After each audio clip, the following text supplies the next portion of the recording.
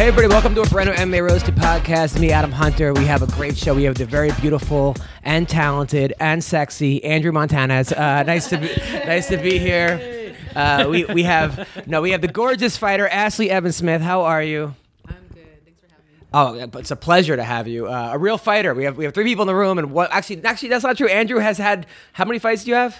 I've had over 30 MMA fights. Over 30 MMA fights. People don't know this. They think Andrew's just this annoying guy, but he actually has had 30 MMA fights. I know, people think I'm just the worst. It's okay. I'm telling you, it's good. you're getting some hate mail, but you know what? I say, look, if they're affected by you, that's all that matters, because you will turn those haters into lovers. Trust me on this one. Yeah, just slide into my DM with hate mail. Speaking of DM Brazilian Jiu-Jitsu Academy is the perfect place to start or continue your BJJ journey. I trust me, I'm going to start again. I haven't done it since my torn ACL. I got my leg fixed, and I'm excited because they have classes for kids and adults, and I'm taking those kids classes. But they have expert instruction by world champion head instructor Demetrius Mavraganas, and his team of first-class instructors will get you in shape or ready for your next competition. Do you still do competitions, Ash? Yeah, actually, I really want to do EBI. Nice. So, I mean, I'm not lined up for a fight right now. I feel like this is the time to compete. So EBI or something similar. Yeah, I haven't competed in jiu-jitsu in a while, but I want to. Good for you. I like it. Well, listen, if you want group classes or private instruction, call them today at 310-800-5878. Or if you're near Lakewood, Long Beach, visit them at 5543 Woodruff Avenue in Lakewood, California. You're near Lakewood, aren't you? No. All right, well, go there. Or go to dmbjj.com. Also, listen, when you find yourself in need, trust speedweed.com for overnight delivery to over 1,088 cities across California. Find everything from one stop, from flowers, edibles, concentrate, topicals, vapes, and more. I've been actually using the CBD oil for my back, and my back has never felt better. 2 weeks ago, I couldn't move my back. I started rolling that stuff on. My back is so much better, and you could use code ROASTED for $10 off orders over $100 at speedweed.com. When you're high, you're probably hungry. So, Blue Apron is the #1 fresh ingredient recipe delivery service in the country. Their mission is to make incredible home cooking accessible to everyone. And they achieve this by supporting a more sustainable food system, setting the highest standards for ingredients for a community of home chefs. Blue Apron has established itself with over 150 local farms, fisheries, and ranches across the U.S. And as a result, their seafood is sourced sustainably under standards developed in partnership with the Monterey Bay Aquarium Seafood Watch. Look, cooking together builds strong family bonds. Me and my girl, we have Blue Apron night. Best night of the week. Research shows that Blue Apron families cook nearly 3 times more often, and those who spend a lot at restaurants or high-end grocery stores can now spend under $10 per person, which is a great deal.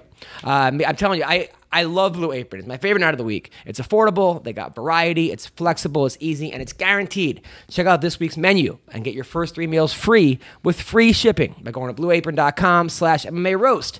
You'll love how good it feels, how good it tastes, and be able to create incredible home-cooked meals with Blue Apron. Don't wait.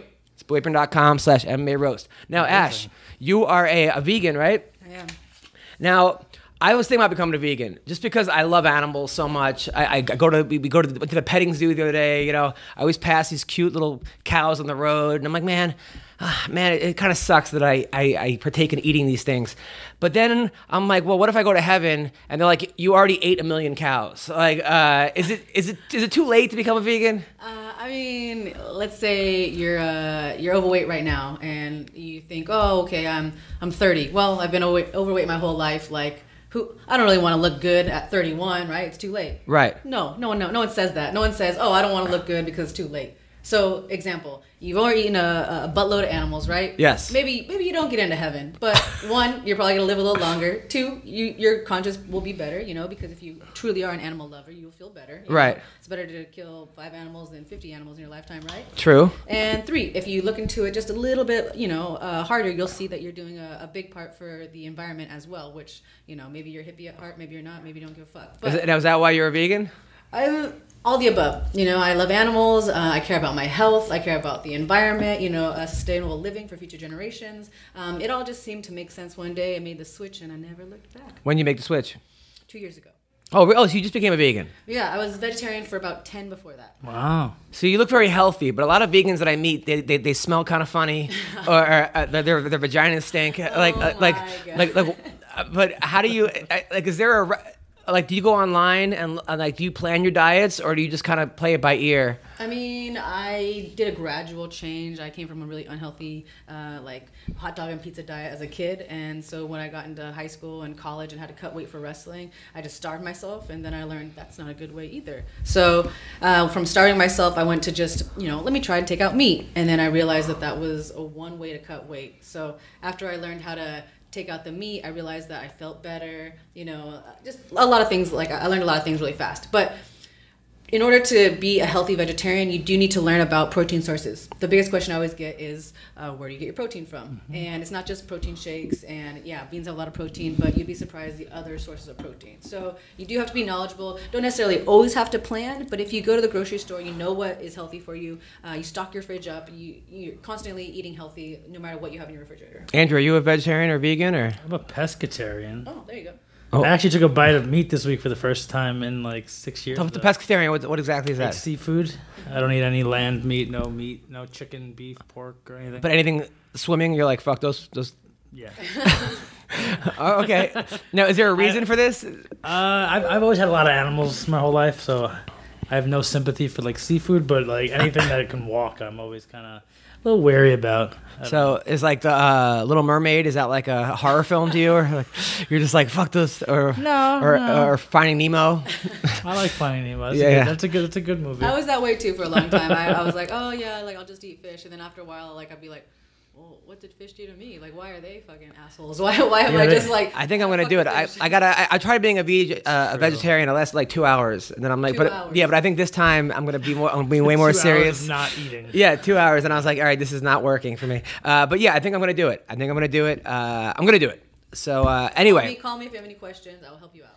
I finally get your number now after years of trying. That's all it takes, guys. Now, how are you doing? Now your last fight, I was like, okay, there's 3 fights on this. I was going to bet on you, Sarah, and then Ray Borg. And obviously, and Ray Borg was the one where I'm like, nah, Ray Borg, this is wishful thinking. But you and Sarah, I was like, dude, Sarah McMahon, by the way. You and Sarah, I'm like, there's no way. Sarah Morass, I watched her last couple fights. I thought she lost her last couple fights. I figure Ashlee's bigger, stronger, faster, better. What happened? Well, I mean, you can break it down a few ways. A lot of people are like, oh, I feel like you were winning, but you got caught. I mean, I do feel like I was winning, and then, I made some poor decisions, which ultimately led to me getting caught in a submission. I don't like to say, oh, I just got caught, because I feel like that takes a lot away from my opponent, and I like to be respectful. She was the better fighter that night. So we were striking, went to the ground. We feel confident on the ground. I'm a wrestler. I do jiu-jitsu as well. I'm only a blue belt, but I've beat girls all the way up to brown belt and all over the place. So we knew the only thing that she had, that only tools really, were some really Gumby-like shit off her back, And what I did wrong was get out of the armbar initially and then go right back into her guard, where that was her world. If she was going to pull off a submission, if she was going to pull off a win, that was where she was going to do it. And so I made the poor decision of getting out of the armbar and engaging with her on the ground again. I should have either, had her stand back up, you know what I mean? Like, pass the guard right away instead of going right back into her guard. So that's where I fucked up. But looking back now, I did defend the first armbar correctly. The second time, I tried to attempt to defend the armbar. She just had it in really tight. I didn't tap as soon as I should, so it looked kind of nasty, which it was, you know what I mean? But nothing dislocated or anything like that. I'm back to training in a week, too. So, like, what did you do wrong there? Like, does it seem like, okay, you did everything you were supposed to do to defend the armbar? I mean, there's probably a few things that I could have done better. Like, okay, someone, when you're in someone's guard and they're arm barring you, like, if I had to break it down right now, you want to stack them, you want your knee behind their butt, you want a heavy top pressure, not too far forward so you don't get swept. And like I said, initially I did all those things for the first arm bar. And the part where I messed up was going back into her guard to give her the ability to get another arm bar. So you should have pulled out right away. Maybe stood back up. No, I'm not. Okay. No, I'm not even making a sense. No. I mean, well, first of all, I didn't pull out last night. I got to pick up Plan B at fucking Rite Aid this morning. But that's so the moral of the story is always pull out. $50. $50. I know for a plan. I know $50, or you're gonna spend a lifetime spending money on a kid. So like $50 does not seem that expensive. But so is that what So you should have, once you figured out, okay, she's got the arm bar, you should have just then let her back up and just to standing? Exactly, you know, or got out of the arm bar and transitioned right away to passing her guard. Ah. So, I mean, if I want to keep it on the ground, which I feel comfortable on the ground, I should have passed her guard. If I wanted to strike with her, since we were, you know, kind of bringing it to her on standing, I should have made her stand back up, and or the ref would have done that if I would have backed away a little bit. You know, it's just something that they do. Okay, you're not engaging. Stands the fighter back up. That was always a problem I had coming from a wrestling background in jiu-jitsu, was ending up in people's guards, because it's like it's so like natural as a wrestler reaction, your natural reaction isn't to pass the guard, it's just to take the person down, and you do it 9,000 times as a kid, so then you're stuck there. But looking back, if you Ashlee 2.0, your next fight, you're gonna pass the person's guard right away? Yeah, I mean, I said this on my social media after the fight. Like, sometimes I feel like, okay, I'm in the UFC, you know, like at one point I was ranked number 11. For this fight I was ranked number 15. I'm like, all right, like I'm a seasoned veteran. And then shit like this happens and I'm like, all right, I've had a total of 8 professional fights. Andrew next to me's had 30. You know what I mean? I'm like, holy shit, I'm such a fucking rookie. You know, and I make little mistakes like this. Not only that, but I mean, that happens. You always get better. And then you saw like Matt Hughes against BJ Penn get caught in an armbar. I mean, these guys, you see, have all the time people get caught in armbars who are way more advanced than you. Yeah, no, I feel like I'm not saying that I'm like super inexperienced. I just feel like, you know, there's no substitute for cage time, and sometimes you feel like, all right, 5 fights is a lot of fights, 8 fights is a lot of fights, but then you look at people and their fight IQ, which is I believe I would say making those split-second decisions in the cage, you know, so that you can win. Your fight IQ is dictated on a lot of things, and the number one thing I believe is experience. And I think I just need more fights, more. Well, you also had such a crazy career with the whole Fallon Fox fight, which brought you to like national headlines. Yeah. I mean, like I'm talking about Sports Center, CNN type stuff, where other people have not had to go through that. So everyone's eyes were on you. Yeah. So, I mean, that's not, and then when you won, you became like a hero, not necessarily of what you wanted to do. You just wanted to fight. Yeah. And you're the champion for something where you're just like, I just fucking signed up to fight. Yeah. And everything you say is being misconstrued, where you're like, oh, she was tough. You say one thing, it's like, oh, well, that, you know, so that, you know, I understand you've only had 8 fights, but you've also been like a national fighter, hero / villain / whatever. So it's different, you know. It's not like 8 fights when someone who in Legacy or someone, you know. Yeah. No, I mean, you're right. I remember actually walking out to the cage, and maybe I shouldn't have been focused on this, but I remember hearing the announcer, you know, as I was walking out to the cage for my last fight, say, Ashlee Evans-Smith, who's had over half of her professional fights here at the ultimate level, and I'm like, oh shit, I have, you know. So it's, of my 8 fights, I fought the top level. I've never said no to a fight, you know. Clearly, I just don't know how to say no, even if it was not for my best interest, but it's because I believe in myself. So, you know, I'm not saying I'm an extreme rookie. I just think that I have to step back sometimes and realize that I got put in an organization, the top level, with only 3 fights. And you're also very hard on yourself. Like I've talked to you after fights where like you went into like some deep depression, and like you're my friend. So, and I understand it. Look, as a coach, and I know I'm only a junior high school coach, but I would much rather have somebody flip out after a loss than not care. When someone cries after they lose, to me, it's not their baby. They actually give a shit about what they're doing. Yeah.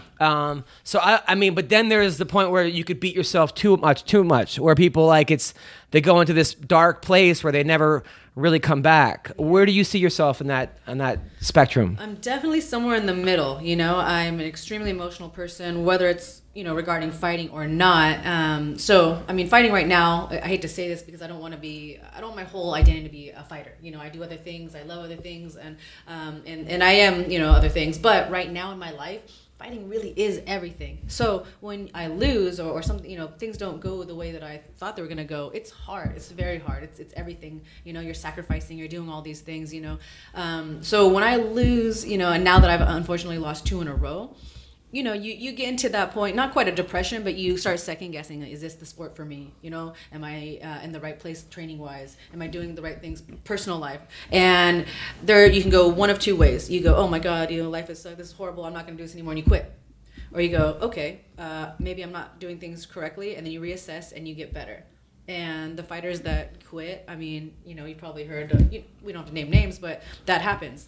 But if you don't go that way, then you reassess your situation, you work on your training, you work on the game plan, and you get better. Right. So ultimately, like, it's just about don't be too hard on yourself, but be hard enough to where you can improve. You can't just go out there and do the same shit over and over and over. Otherwise, you're not learning. So take the fight. You know what I mean? You and I just talked about what I need to work on, what I should have done. Obviously, I know what I should have done. And then the next fight, don't hold on to the past loss. You know what I mean? If you're focusing on losing, that's probably what's going to happen again. Just grow. Well, so tomorrow you're going to TriStar, right? Yeah, I'm actually flying to Canada for a week just to cross-train at TriStar Vancouver. Are you excited about that? Yeah, yeah. Have you been there before? No, I haven't. So it's going to be you and GSP training together? No, actually, it's a sister gym. That's Montreal. Oh, okay. Yeah. Which one you going to? Vancouver? Vancouver, yeah. Who are the guys? Anybody you know there?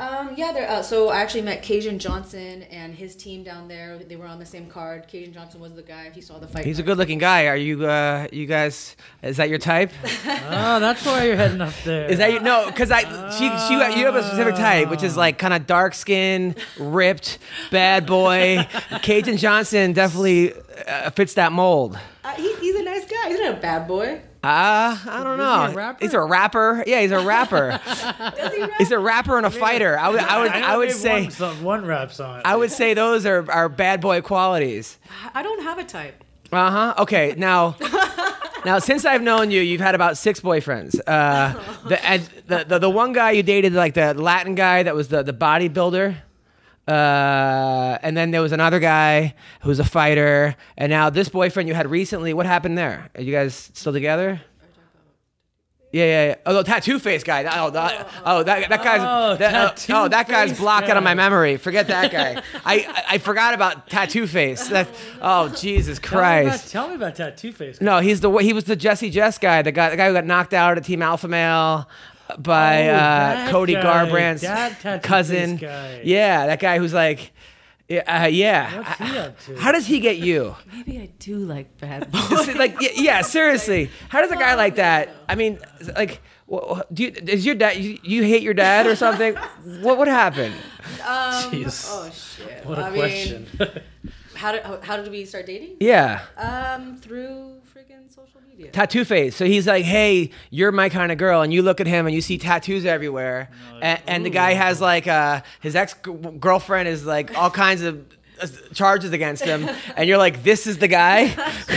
I like to see the good in people. Oh, Jesus Christ. Okay, so I'm the kind of person, honestly, like, yes, there were some red flags that I didn't pay attention to.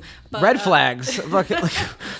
Burning flags. Yeah, burning flags. Like that was the red part. Yeah, I just feel like no matter whether it's a dating situation, a coaching, or work environment, people are always going to have shit to say about someone. And you can't go around judging people off of what other people say about them. Otherwise, no one would be friends. But if it's said in court, I would say that's probably like...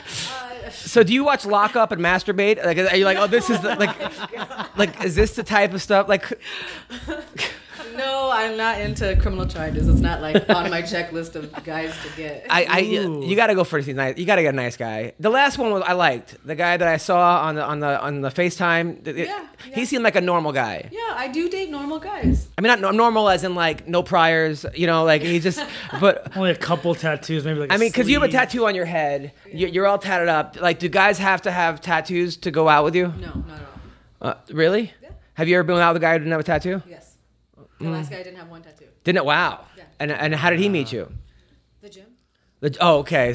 So now, okay. So what happened? So you're working out, and a guy smiles at you, and then not like that. No. Not like that. I was training with a strength and conditioning coach, and then my strength and conditioning coach needed a substitute fill-in, and my ex at the time. You banged the sub?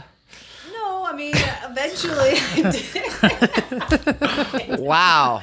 That's there's gonna be like a whole list of subs. So like, well, you know what? Listen, Cajun Johnson, good work. Okay, I got my eyes on you, buddy. No, you're going over there. I don't want you to.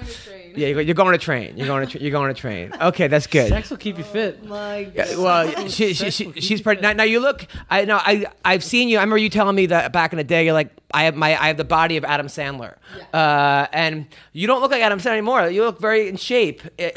Are you purposely staying in shape to not in between fight camps, a healthier lifestyle? What's going on? Yeah, I mean, I just it's a collective of things. One, the 125-pound weight class is a thing now, so I just thought, okay, if I keep my weight down, a fight opportunity comes up, and they throw that out there, I'll just be ready.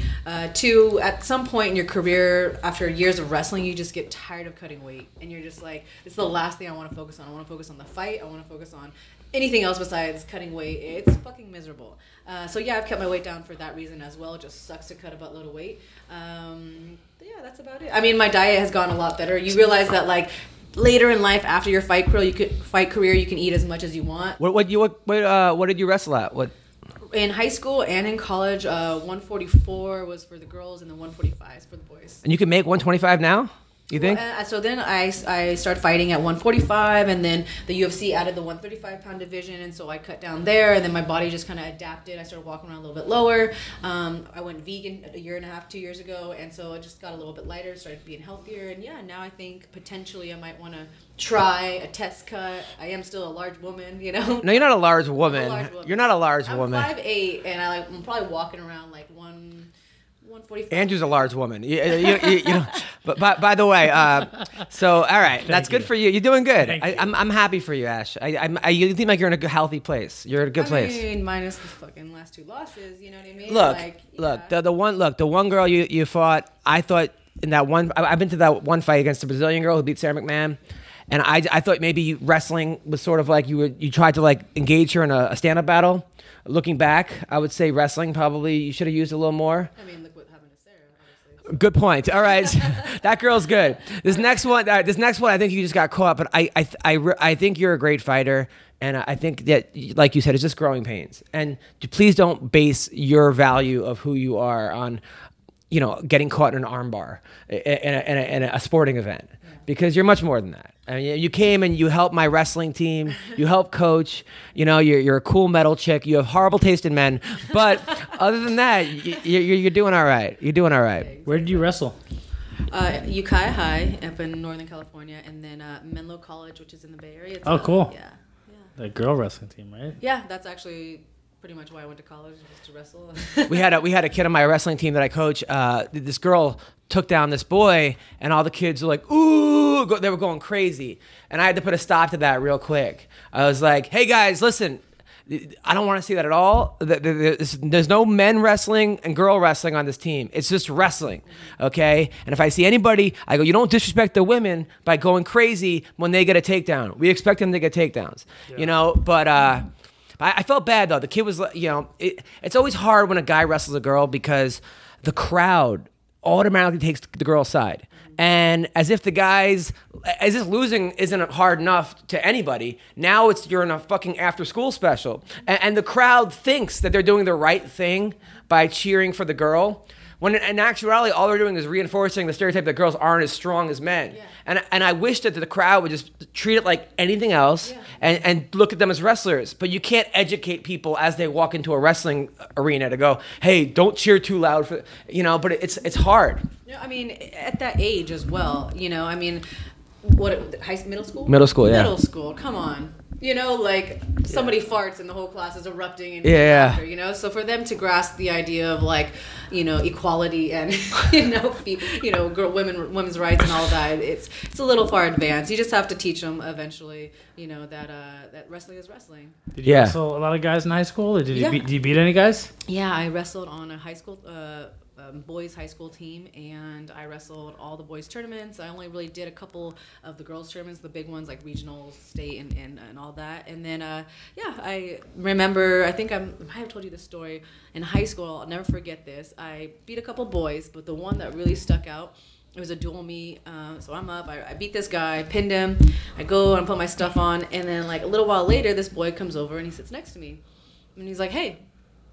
I've seen guys get mad. They usually get just mad, throw their headgear. I made a guy cry.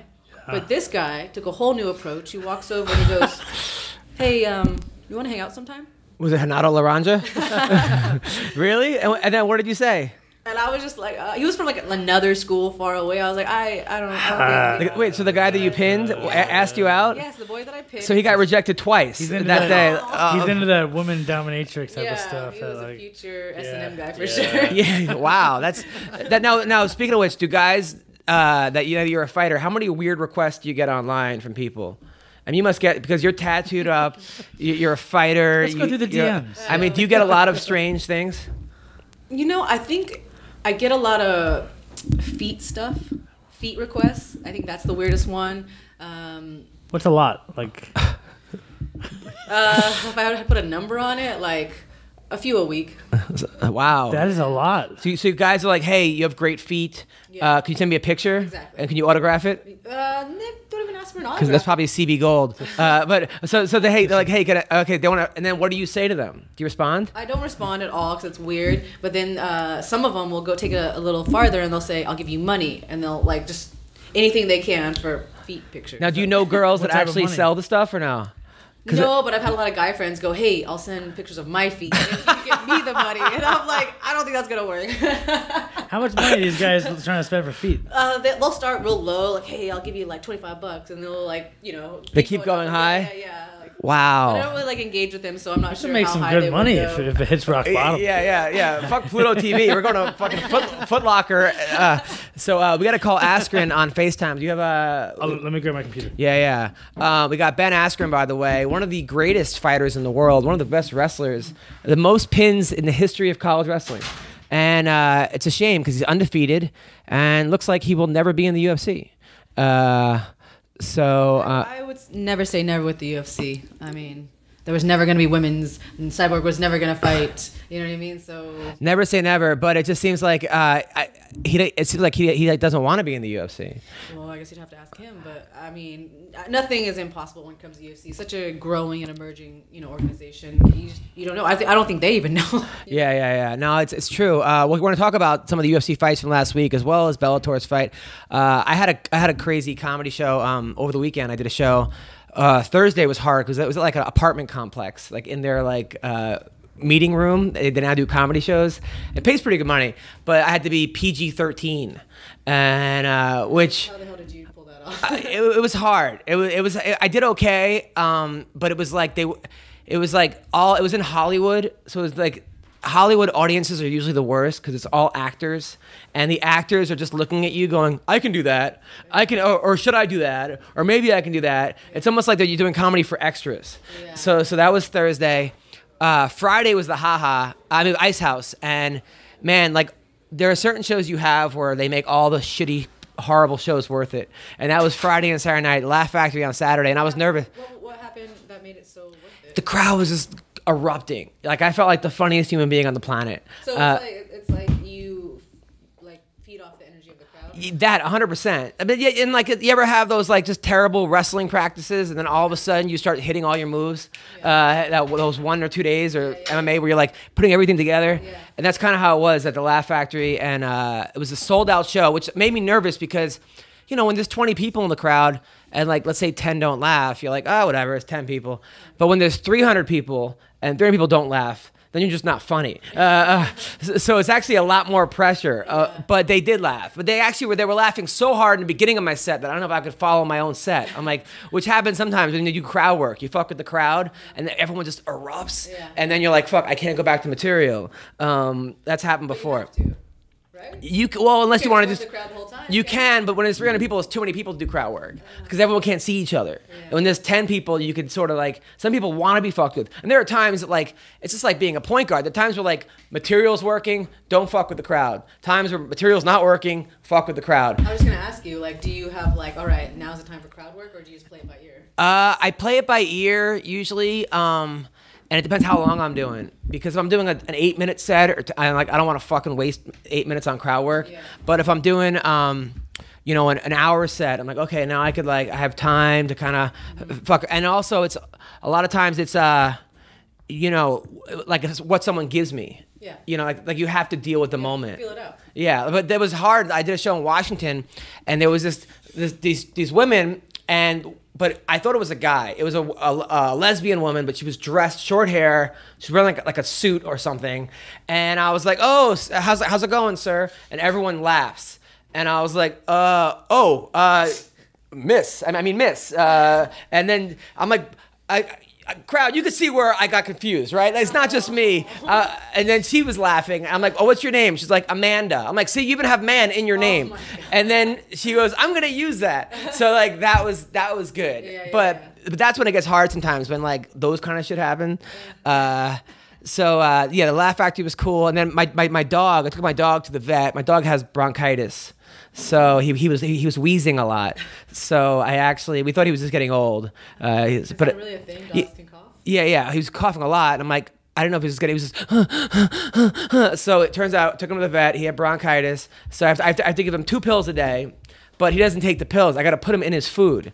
I got to, sneak him in his treats or something. Yeah. Do you put peanut butter on the treat and then you give it to him? Well, we don't have peanut butter in the place, but I've been putting him in I've been melting cheese around it. But then he's been eating the cheese and spitting out the thing. Yeah, cheese will make your dog really gassy. Yeah, but he's gassy anyway. So, and my dog farts so much that when I fart in bed, I blame it on the dog. And my wife completely believes it. Sometimes I feel bad because he gets like, "Come on, Miles." And it was clearly me. Isn't there a Seinfeld episode where the dog's like coughing too and Kramer takes him to the... Oh, really? The dog has the same cough as Kramer, and he didn't have insurance, so he took the dog to the... Oh, that's hilarious. He's like, "What medicine is that you're giving it to?" Yeah, it was $400 for fucking take my dog to the vet. $400. Oh, yeah. I was like... My dog got fleas the other day. When fleas can turn into staph, they can turn into worms and all these different things. So if you don't take care of fleas, then you're fucked. Almost $300. They could eat the fleas and they get worms. And then he did that, and then he got bit and he licked it and turned into staph. And I'm like, just so careful with fleas. Jesus, yeah. So that was that. And then me and my girl went to the art museum yesterday. We had date day. We're doing once a week date night, or once a week date day if we did that. So we went to the museum in Malibu, art museum. It was so boring. But I had to pretend to kind of be. Yeah, the Getty. You've been there? Yeah. I don't know. I mean, some nice sculptures and stuff, but I'm just not really into museums. I've been to a couple. I mean, it's only when I'm traveling, like New York. We went to what's the famous museum there? Yeah, Museum of Modern History, or MoMA, whatever. Yeah, MoMA. But it's not the funnest stuff. No, it was, yeah. You leave, you're like, all right, I am cultured. Let's go back to doing. Right, exactly. But I'll tell you though, we did have amazing sex afterwards. That was just good. And I know it's good sex when she apologizes during sex. Like when we get into a fight and she yells at me, and then we have sex that night. She's like if I'm doing it really well, she's like, "I'm sorry for yelling at you." Like that's when I know I'm doing. Then if it's really good, she apologizes that she didn't do. She's like, "Sorry about the Holocaust." Like no, but she seriously does. Do you apologize during sex or no?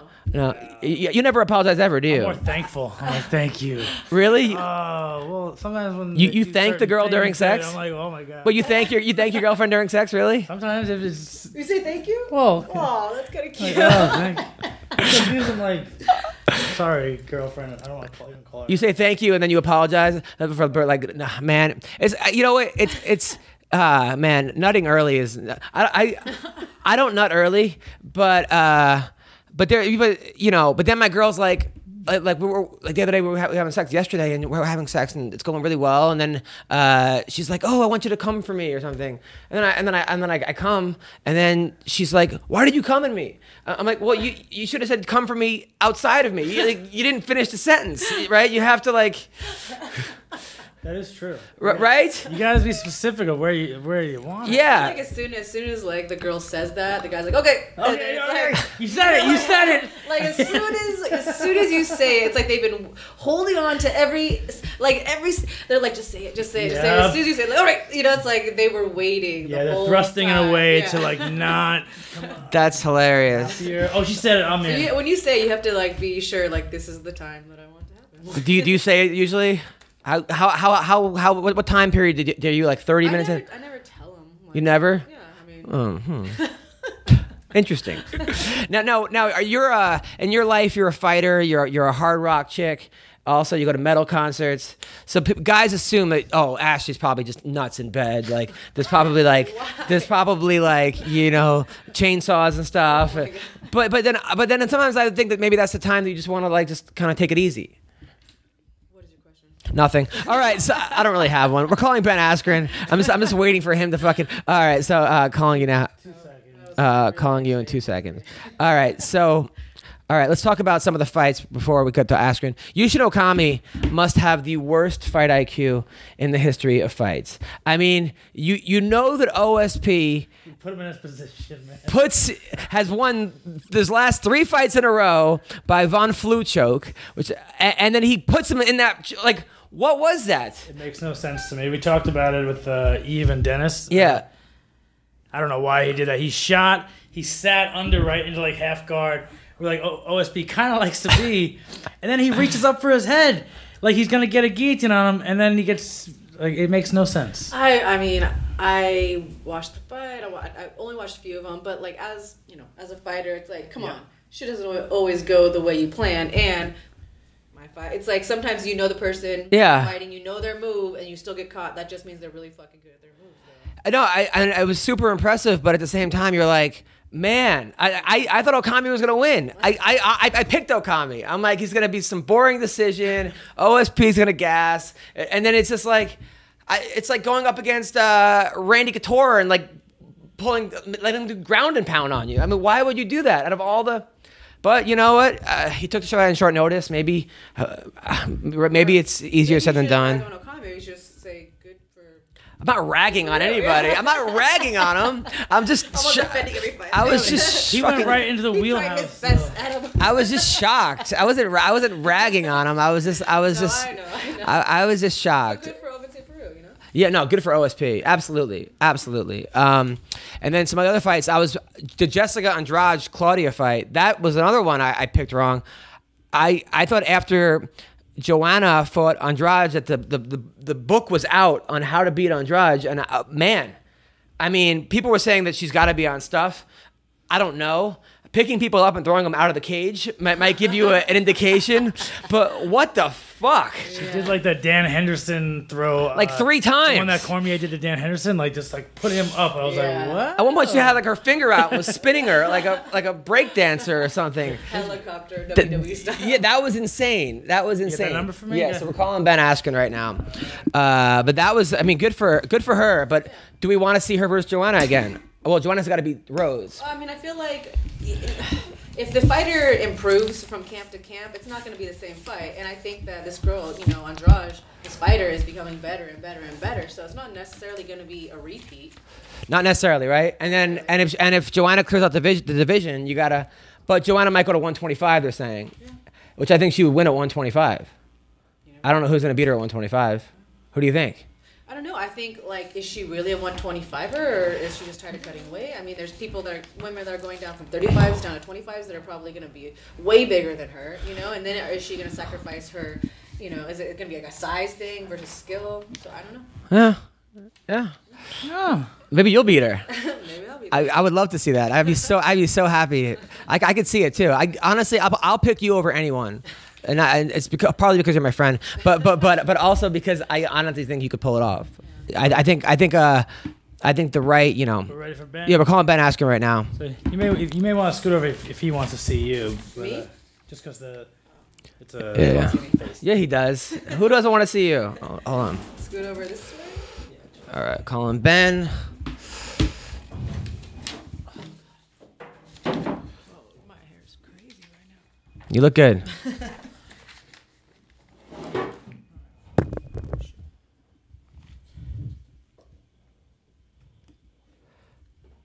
Hey, is this funky Ben Askren?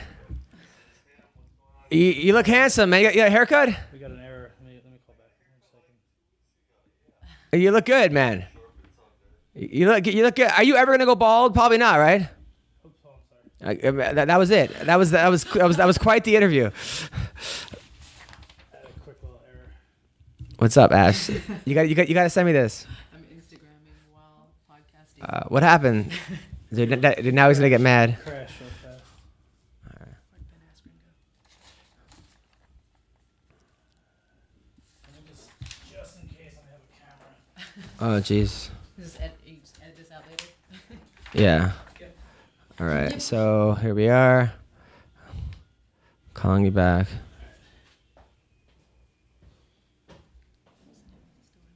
Yeah. On Pluto TV. MMA roasted on Pluto TV. No signal? We'll do it without this guy. Fuck. We'll do it without that. All right. Just want to make sure the recorder works. This top one, the 261? Yeah.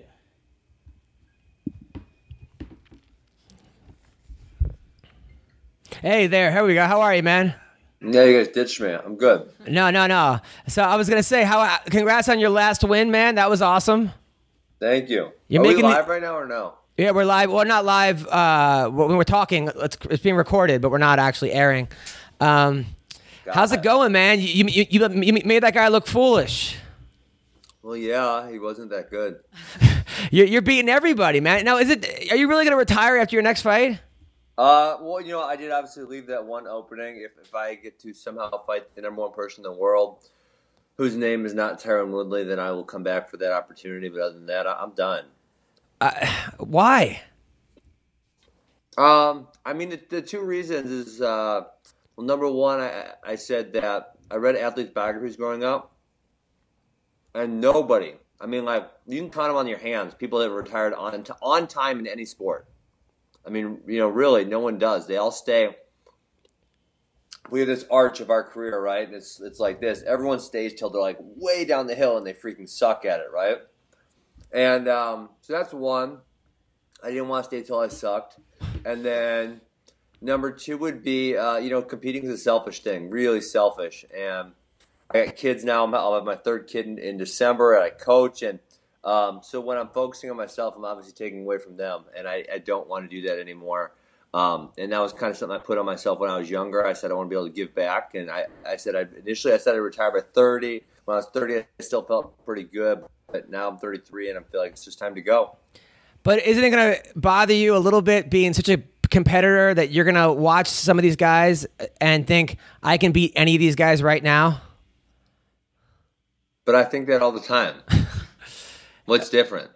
Well, yeah, but at least now you're competing. But the fact that you're not competing and watching these guys.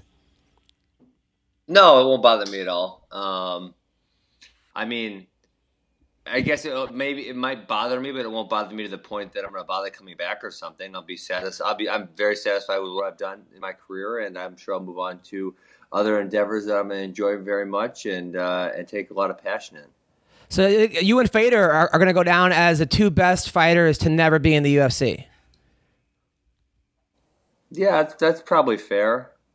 I was sad to see when he came out of retirement because obviously, this is what I'm talking about. He's much diminished from what he was. If we remember, if we all remember what he was 10 years ago, and then what he is now, it's like he's a shell. It's almost sad to see.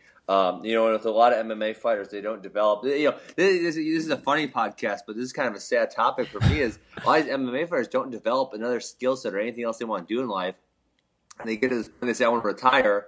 And then they just have nothing else for themselves in life. They have no other way to make money. They have nothing else to put their time and effort into. And so there's this void, and then they end up coming back because they have no way to make money and they have nothing else to do. So they end up fighting. And then, it just happens over and over and over again. And all of a sudden they're fighting until the time they're 40 and they have no skills in life. And man, that's a scary thing. That's true. But now it's also funny that you've never even been rocked in a fight. Never.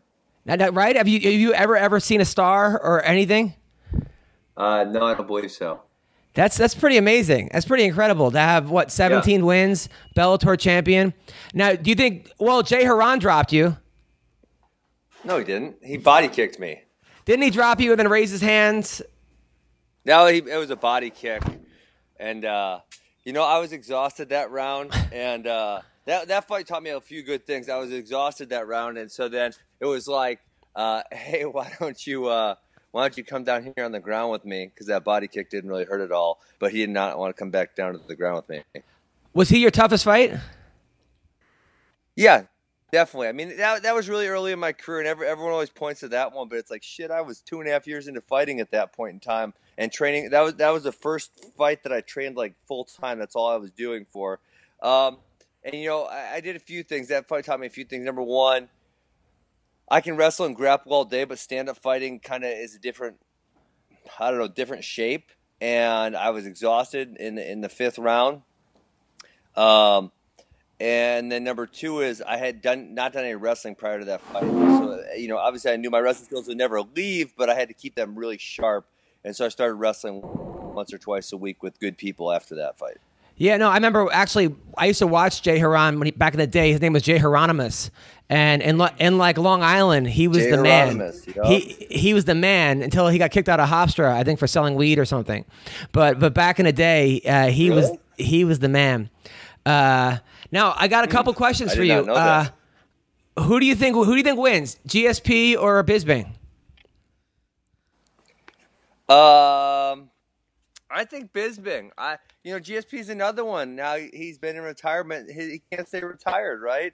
And I think him coming back at 185 is totally ridiculous. A weight that, to my knowledge, he's never ever fought. I think he should have came back and fought Tyron Woodley. Everyone said, well, he beat everyone at 170. Well, he beat everyone at 170 4 years ago.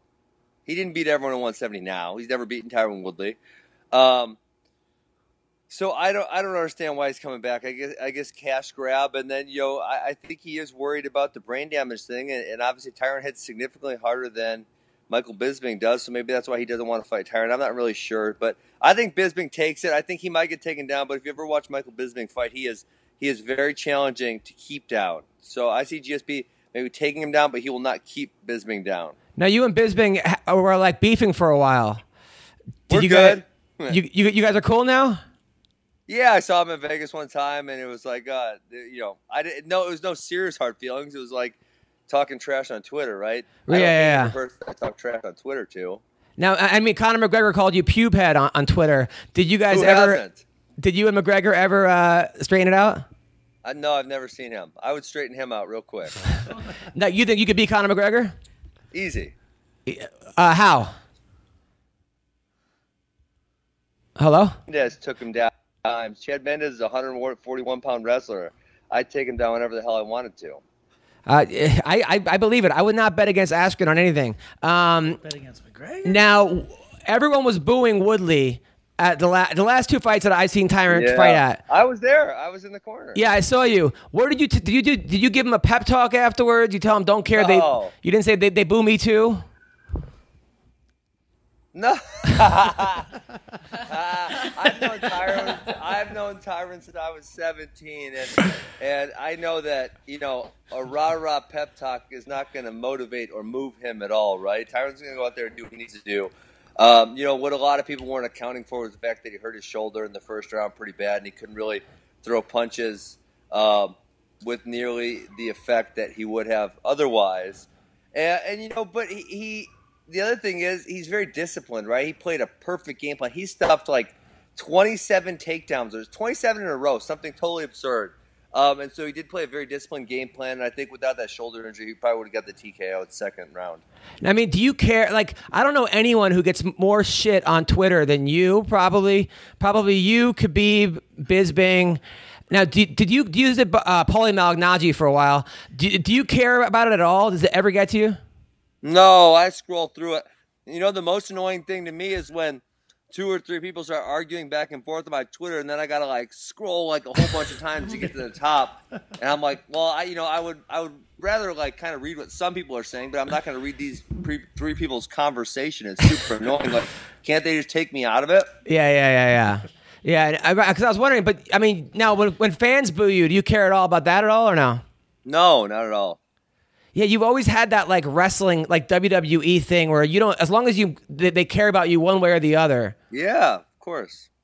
Yeah. Hey, I haven't got booed in a long time though, Adam. I know because I think it's been since about 2011. No, because you've been finishing fights, and even when you were getting booed, I'm like, I don't care. I've always been the biggest fan of yours. Number one, I was a fan of yours back in Mizzou, and I was saying that your college has produced 3 champions. I don't know any other college that had. Chandler was the Bellator champion. You were the ONE FC champion or one championship, and Woodley was the UFC champion. You all wrestle for the same college team, which is not even one of the Mizzou was number 10 in the country. You would think everyone would have went to Nebraska or Iowa or whatever. We finished number 3 my They're senior much year. better now. Yeah, but that's pretty impressive. So we finished up.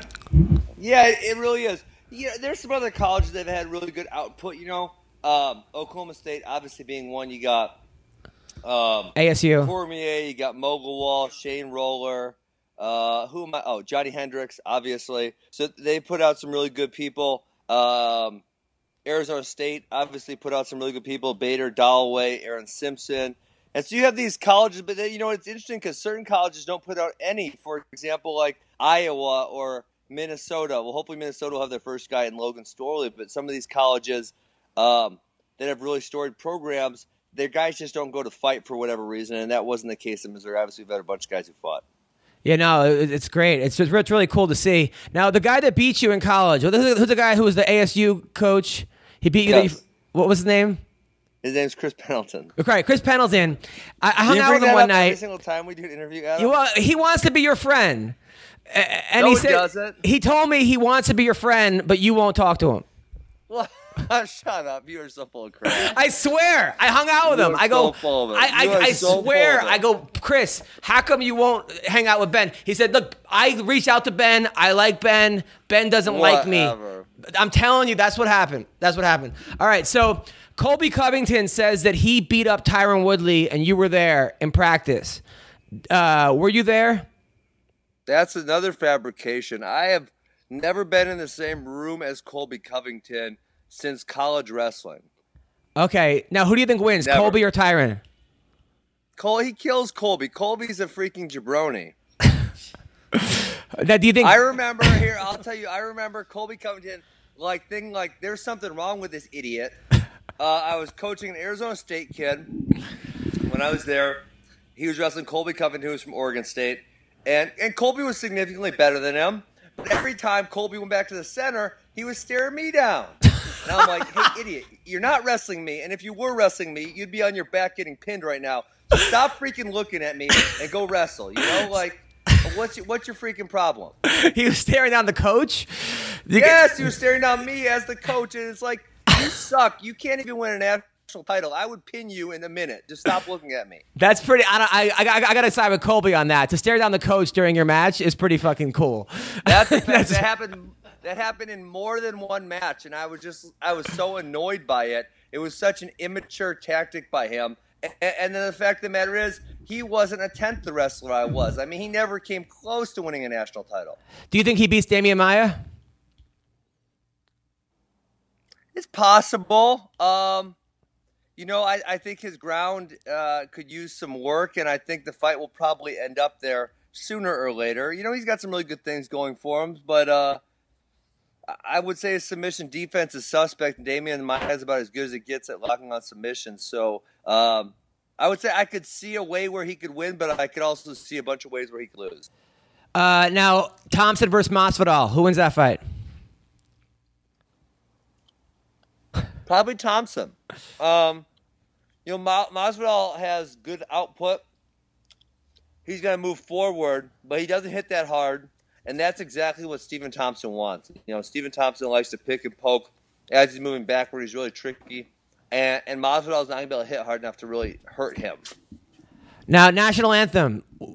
Should people be able to? What's your thoughts on the whole taking a knee? Oh, we're going political. I think they should be able to kneel. America, one of the founding principles of America is free speech, right? And that would fall under those guidelines.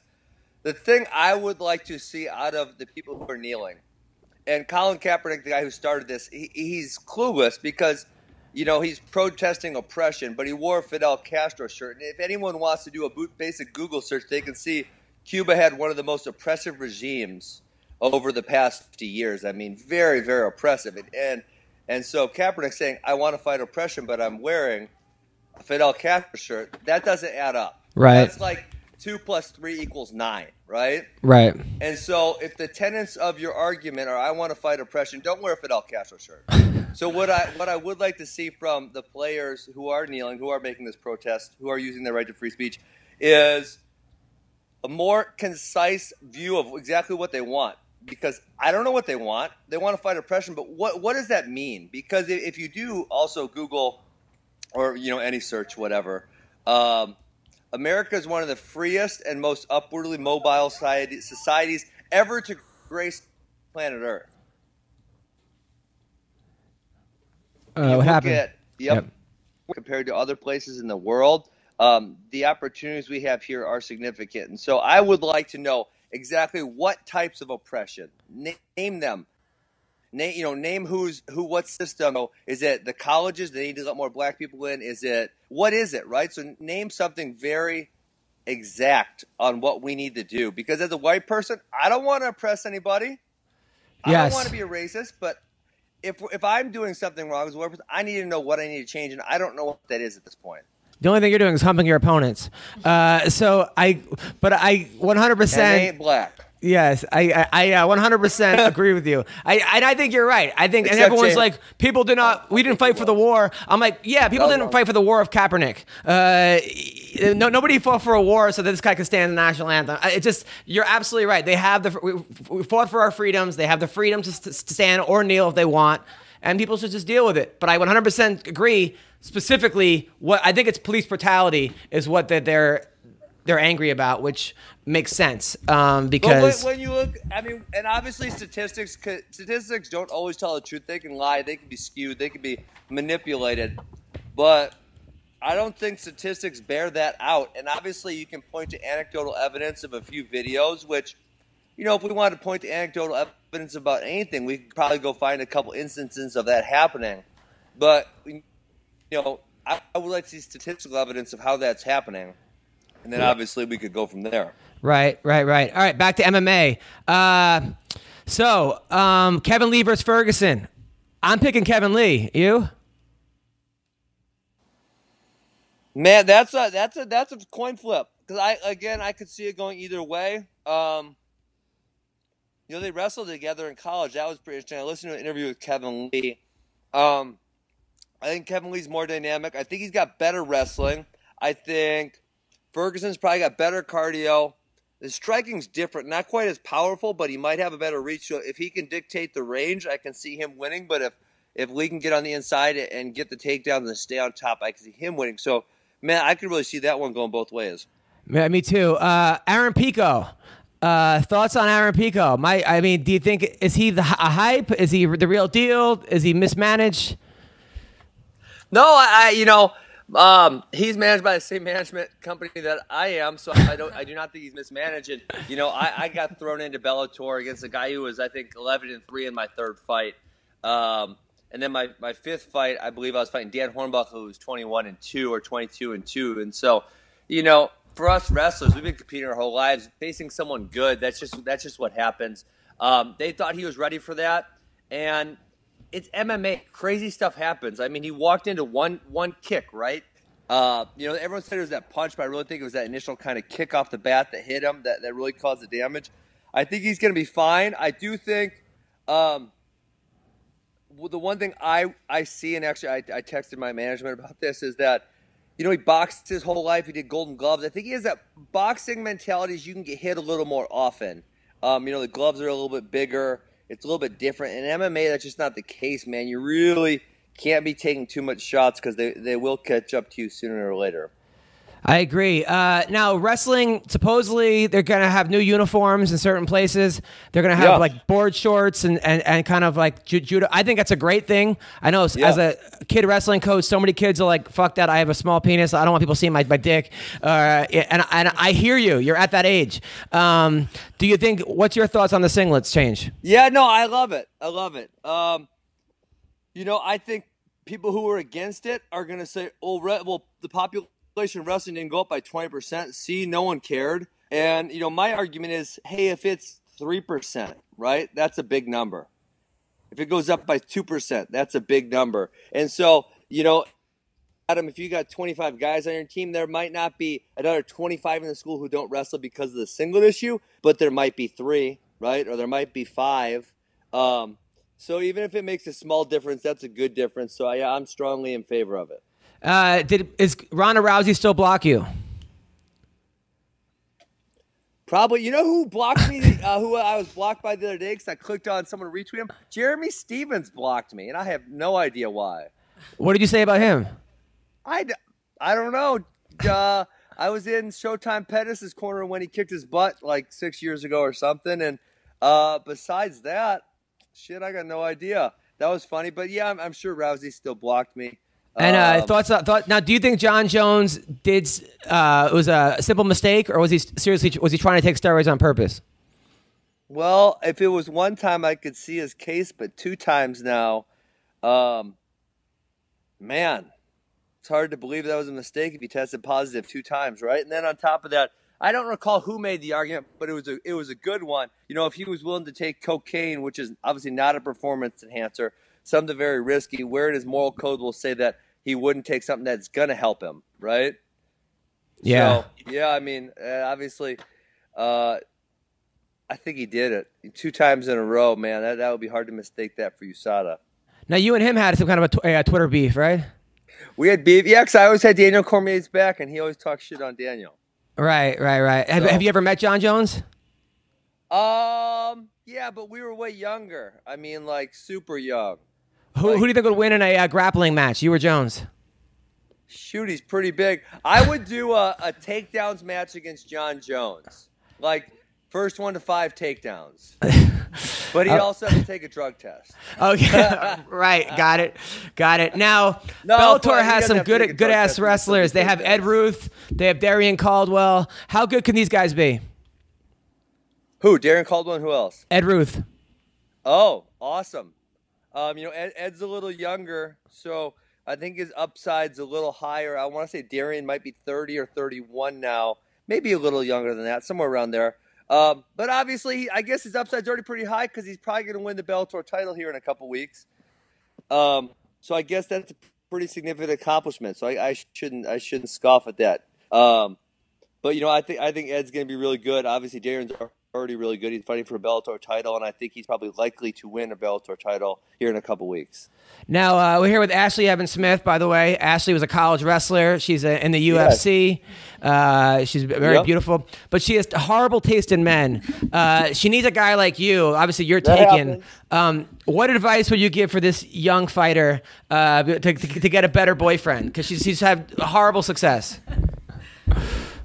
You know, with my wife, honesty's always been the key. And so, like, I'll just tell her shit, and she always says, like, nobody else would tell their wife this. And I said, honey, from day one, I told you I was going to tell you the truth, the full truth, and nothing but the truth.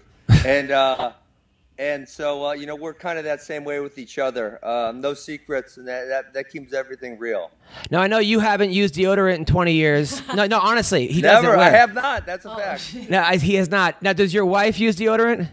She does, because she's way stinkier than I am. That's okay. Factual. No, he does not use deodorant. She does use the hippie. She uses the hippie kind, but she does use it. All right. So, and then my final Derek Lewis versus Verdum. Who wins this fight? Oh, shoot! I have no idea on that one. I don't even have an opinion on that one. You don't. Wow, that's the first time in the history of your life you didn't have an opinion. Yeah. Hey, Adam. Actually, Ashlee's a college wrestler. She should start a women's wrestling club because I have our wrestling clubs up here, but I need a adequately trained female wrestler to start a female wrestling club. You know, and maybe it's just 1 or 2 days a week, and then you know, obviously they can wrestle with the boys also. But I think if there was just a girls only class, that more females would be apt to give it a shot. So maybe she can start when they're in California with your help and let us know how it goes. Well, yeah, they always go for the head and arm in MMA fights. How frustrating is that when you see a girl go for the head and arm every fucking... If it works, do it, right? No, but it works, what, half the time, you'd say? For women, it's weird. It works, it's a much higher percentage, I feel like. Much higher. Although Darian Caldwell hit it on Metcalf in the finals. True. This is true. That was one of the greatest things I've ever seen in my life. That was awesome. Yeah. Are you a fan of Metcalf or no? I'm somewhere in the middle. You know, I like parts of him and I don't like parts of what he does. Yeah, you seem like you're kind of a different. You're like the hippie guy, and he's sort of like the after school jock, like the bad guy in the '80s movie. Cut out there, Adam. No. How come your brother never fought, Max? Adam, you cut out there. I didn't hear your last question. How come your brother Max never fought? He had a bad back. So actually, when he finished college, he went straight to coaching, and he thought he would never he thought he would never even wrestle again, and then and then he ended up he took some, I think, 2 or 3 years off, and he healed up. He ended up competing a little bit, and so he was just a little older and didn't really have that same desire to do that. Oh, well, nice. Well, listen, Askren, you're an American hero. You're a great guy. Thank you for taking the time out to be on our show. Always a big fan. All right. Thanks, Adam. Appreciate it. See you guys. Have a great day. Bye. All right. That was Ben Askren. Good dude right there. Good. Right? Fucking solid. Olympian wrestler. Olympian, national champion, undefeated. Even throws it out there, just always trying to help the sport grow. Yeah. Yeah, that's cool. I mean, that's something that I would love to do later in life. I just, right now it takes a lot. Even I know he said like 2 times a week, but that's something I would just dive headfirst into and get into. But Oh, yeah. I would definitely love to start, especially like kids all the way up to however old you want to be, because once you leave high school and college, there's really nowhere you can wrestle, unless you make it to the Olympic level. And if you love wrestling, you want to keep wrestling. So I think it would be definitely something that I would do in the future. Now, you were a national champion? No, I was a 4-time All-American. 4th was the highest ever got nationally. That's really good. That's awesome. 4th. Wow. 4-time All-American. Even as a freshman. Yeah. Wow. Good for you.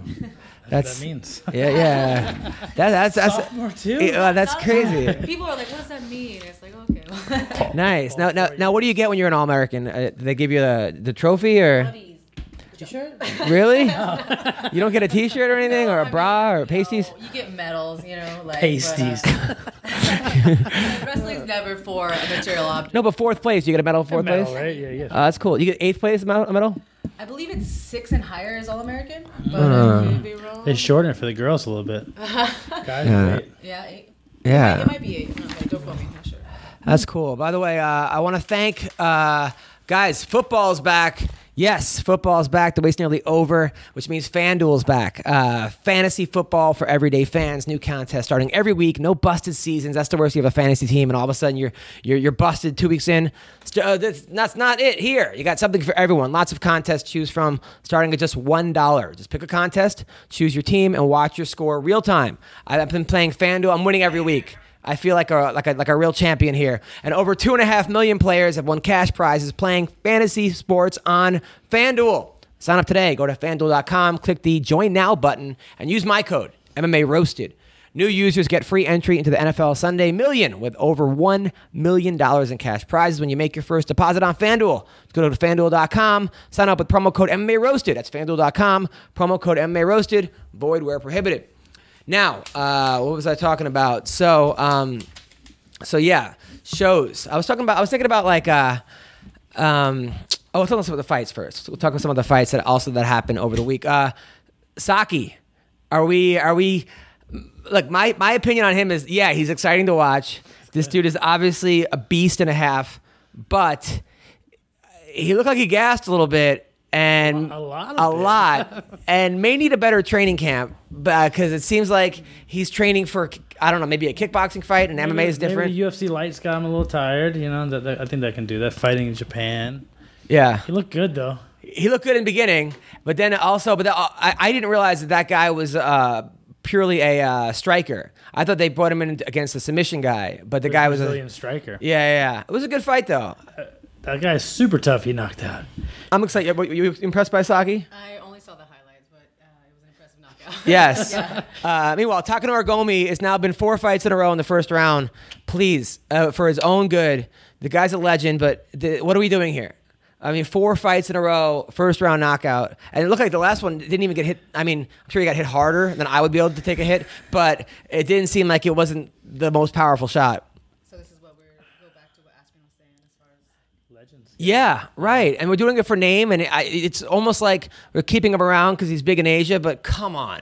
I think what Ben didn't say. I think there comes a point when you're on top and then you start to go down and you get out for a while for whatever reason and you come back for majority is probably the money, but I think that a lot of fighters or some fighters come back just for the love of it, not even the money aspect. The love and the relevancy, and you feel like the only thing Yeah, it feels good to be watched. So Right, and then plus you got everyone on the internet now with social media saying it's okay, keep your head up. I mean, I've seen guys go out there or women that like clearly are in over their head, get murdered, and they post on Facebook, "Sorry, it wasn't my night," and they get 400 comments. "You'll get them next time," or "Don't worry, it was a lucky punch." No, God, you're not helping the situation here. There needs to be one voice of reason. Hang it up while you can. Well, There'll be those too. Well, with Bubba Jenkins, Bubba won last week, and I was super happy for him. He almost got caught in the first with a crazy armbar, but he got out of it. He looked great, but he fought it at his weight class. But his last fight, everybody was saying, "Good job, Bubba, it's okay, blah, blah, blah." And one person, which was his cousin, said, "Hey, man, we don't need to be taking any more losses, okay, against guys we're better than at weight classes above us. Let's be smart." And his mom liked it, and I liked it. Because that's a guy who actually gives a shit about you. Yeah. Because like Ben Askren said, the key to a good relationship is honesty. Yeah, 100% honesty. The people that care about you, they're gonna tell you looked horrible. No, even if you didn't look that great, they're gonna tell you because they care about you. They're not gonna sugarcoat it. Right. So everyone needs that person in their life. I think it should be your coach, and if it's not your coach, you're in trouble. Right. No, that's true. That's very true. I mean, there's sometimes that you watch fights and the guy's getting the shit beaten out of him, and the corner's like, good job. You're like, what fight are you watching? Yeah. At the same time, I guess maybe he's trying to build the person's confidence or something. You never know why they're doing that. Bellator, over the weekend, we talked about Pico. Ben Henderson should not be in main events anymore. I like Ben Henderson, and he's a great fighter, but his last 3 out of 4 fights, he gets booed, and he's a good fighter, and I like the way he fights, but don't put him as the last fight. Put him as like the 3rd fight in or something. Just placement. Yeah. Because he fights a grinding style, and he sometimes wins by it, sometimes he loses it, but it's not always fan-pleasing. In fact, it's usually not, unless he's fighting Chandler or Pettis, but more than likely, a lot of times he gets booed in his fights, but yet they keep putting him as the main event. What did you think about that fight? I got to watch it again. I thought it could have went either way. Mm-hmm. It wasn't a horrible robbery. At the same time, he could have. Was it exciting, the fight? No. Right, me neither. But that's the way he fights, and I don't have a problem with it. I have a problem just with I mean, look, I told Bellator when I met him, you got to stop with the West Coast feed because they're not airing them live. So people are on Twitter, on Facebook, on Instagram, seeing what happened, and unless you're me and you guys are fucking nerds about this shit or completely, you're not gonna watch a fight that you know the result. I had to I was at Eve Edwards' house. I had to take my computer, hook it up to the TV, use my parents' login from New York, so I can get the East Coast feed, and then we watched it. You can watch it on the Spike app, but I watched it on my phone. But if you don't want to watch fights on your phone, which most people don't, and then you can't use your phone. Then if you're these people, vice versa, you have to stay away from social media, which is ridiculously impossible. Yeah, right. Delay, and they're playing cops. I go to the West Coast feed. They're playing cops and like bar rescue. I'm like, are you? Or you get people texting you the results, which I've lost friends because of that. I hate it when my friends even try to not tell me the results, but I'll figure out in their question the results. Like, hey, they'll be like, hey, did you see the Ben Henderson fight? Okay, no, I didn't, but now I know he won because you would have said, you see the Pitbull fight if Pitbull would have won. Like, I mean, you're reading into it pretty deep, but people can be even worse than that. You know what I mean? Like, it's more obvious than that. Oh, yeah, like, wow, that was some knockout. And you know that one guy never knocks anyone out, has no power. You're like, okay, I know what happened. Did you see the knockout? You're like, well, the night of grapplers. Like, did you see the Go-Go Plata and fucking Nick Diaz's fight? Okay, like, who else is going to... Yeah, 100%. Paul Bradley looked great. He lost the first round, but he's got that power. Not Paul Daly. I always say Paul Daly looked great. Bradley. I like Paul Bradley. I like Paul Bradley too, but he's a guy went to Iowa All-American. He's fought in Bellator and World Series of Fighting and fought Yushin Okami, I think. Yeah, he lost to Okami, but it was close. But Paul Daly, but he's so good. He's so good, but you don't know what. It's hard to, you don't know which one's going to show up. Is it going to be the guy who's going to get wrestle fucked or just murdered by Rory? Or is it going to be the guy that knocked out Lorenz Larkin? Well, I mean, the last 2 fights that I was at, this one and then the one, Brennan Ward. Yeah. So I'm like, when I think of Paul Daly, I've got nothing but this is going to be an exciting fight. But the Rory fight, he got demolished. I didn't see that. Rory McDonald, I mean, just made him look like an amateur. Took his back, hit him, finished him. But MVP versus Paul, I'm gonna see that fight. And it's gonna be a great fight. Yeah. Paul Daly, that's gonna be awesome. That's gonna be the next one? Well, if they. That's what he was talking trash to a little bit about. Yeah, if they do it, sometimes that they try to hold it off for a couple times. Bellator. Can they make that fight happen? He did call him out after the fight. And then Roy Nelson finally used his wrestling. He hasn't used that in years. I mean, granted, good. He hit one of the nicest double legs for a guy that looks that way I've ever seen. Yeah. Such a fangirl with Roy Nelson. Really? Yeah, he's like one of my favorite fighters. I actually was in the locker room watching him warm up. Damn. And I was just like, trying not to take a secret picture. Like, no, don't do it. Don't fangirl. That's hilarious. Well, with Roy Nelson, though, is one of those guys, like, if Bellator was smart, like, if he becomes a Bellator champion, they really should do a major marketing campaign of, like, this is what our champions look like. Because show or something, or like a digital YouTube like show or something. Yeah, no, right, because Roy Nelson, he's just fun to watch, and he looks like everybody watching fighting. You go into a bar, you'll see 100 guys that look like Roy Nelson, and he gives them hope, you know? He gives me hope, and I'm a fighter. My favorite thing to say is, I'm like Roy Nelson. I got a Roy Nelson body, but you do not have a Roy Nelson. No, he has way bigger boobs than you. Okay, but yeah, so that was that was awesome. I was happy, and I'm happy for Bubba. It was like all day. Bubba won. His opponent again missed weight. Third opponent in a row to miss weight. But he looked good. And Bubba, he's one of those guys where he put together this like left right to a double leg that looks so amazing, and you're like, holy shit. He sort of has that thing where, but then he gets himself into an armbar and does everything wrong to get out, but still gets out, like we were watching. Very frustrating fighter, because you see the glimpses of awesomeness. Oh yeah. You know, certain guys have that. You're like, man. Definitely got the wrestling.